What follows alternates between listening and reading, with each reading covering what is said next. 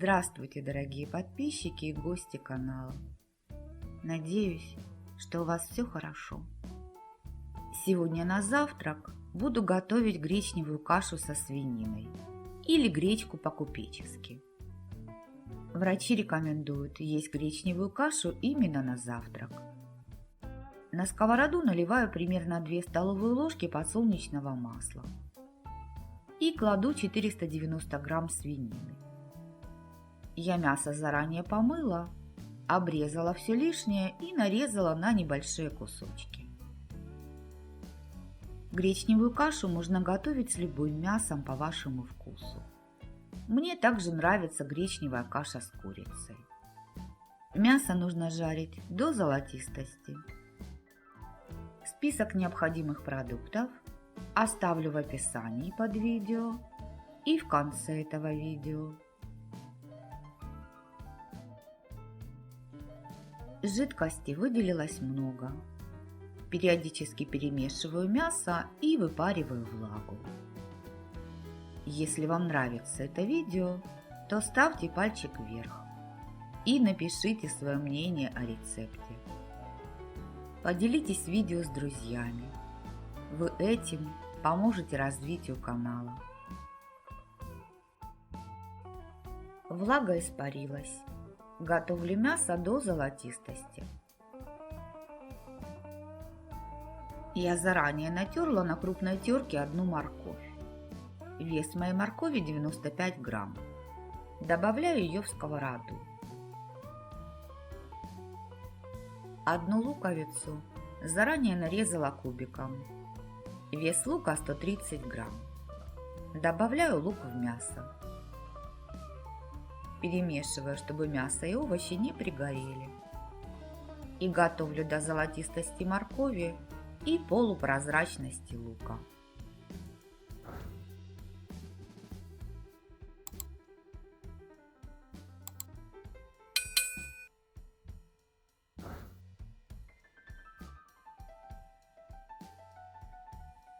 Здесь 2 столовые ложки томатной пасты. Добавляю в нее небольшое количество воды и перемешиваю до растворения пасты. Всего у меня в стакане 500 мл воды. Это вся необходимая жидкость для приготовления 1 стакана гречневой каши. Кашу я отмеряла стаканом объемом 250 мл. То есть пропорция классическая, 1 к 2. На 1 стакан каши нужно 2 стакана воды. В сковороду добавляю томатную пасту и перемешиваю.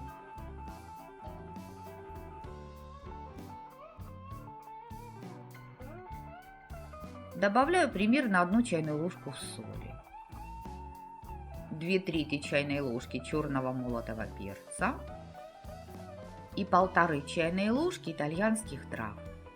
Все по вкусу. Готовлю примерно полминуты и выключаю плиту. В чугунном казанке 1 стакан гречневой крупы. Я ее предварительно промыла в теплой воде. Воду сливала 6 раз. Наливаю оставшуюся воду и добавляю содержимое сковороды. Перемешиваю, накрываю казанок крышкой и готовлю на медленном огне. Каша закипела. Перемешиваю, снижаю огонь до самого минимального и готовлю под крышкой до испарения жидкости. Если у вас нет казана, но есть большая глубокая сковорода, то можно готовить кашу в ней.